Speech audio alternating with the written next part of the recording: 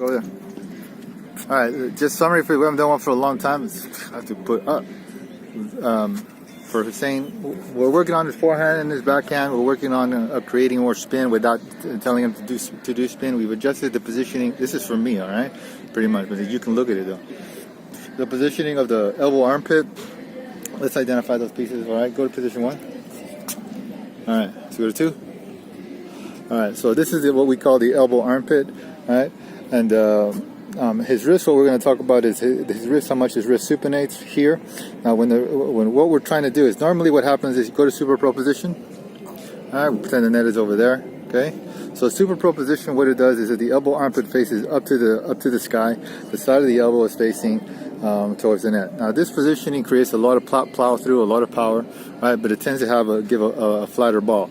And players who can create spin on this generally have a real strong wrist, and so when they come out here, this position is still out like this, but then this will turn very aggressively in the windshield wiper motion. Now, Hussein does not have the ability to do that very well, so we have to change this to a different position here. So this position, what is going to actually happen is this elbow armpit now at this position, right? He's going to visualize. This still will happen. It will happen for a fraction of a second, but this will turn sooner, right? It will turn sooner. So this will turn sooner like this. Now, the elbow armpit will be facing the same direction as the belly button, facing forward to the net. And now the butt cap, this is the key right here. The butt cap, this is going to face in the same direction as these things. Now, the way that he does that, and he knows he's doing it enough, is this wrist, because there's 2 bones in here, this wrist can only supinate a certain amount before it locks out. And we want it to lock out the maximum, all right? So now see, this is turned up a little bit, has to turn it this way, all right? So it'll get into that position, right, facing forward. So what happens is he completes the swing very slowly, right? Now automatically now what he's doing is he's able to activate this muscle right here much better. So this is a much stronger muscle. When you face sideways, it's harder to activate this muscle and come up. He links all these muscles together, creates a tremendous amount of uplift motion, torque, right? And then he can add the wrist to it, and that's where we get the spin without trying to tell him to make spin, right? It's not as simple as low to high. All right, the backhand side, all he does is reverse the same principle. He had a little bit more difficulty doing this. The advantage of Hussein strokes is that when he learned how to hit, he learned with a lot of plow through, tended to give him more of a flatter ball. We did different things to try and get him to make spin. We called it grip, where it was a combination of spin and plow through, where the ball felt very sticky on the racket. But it's insufficient.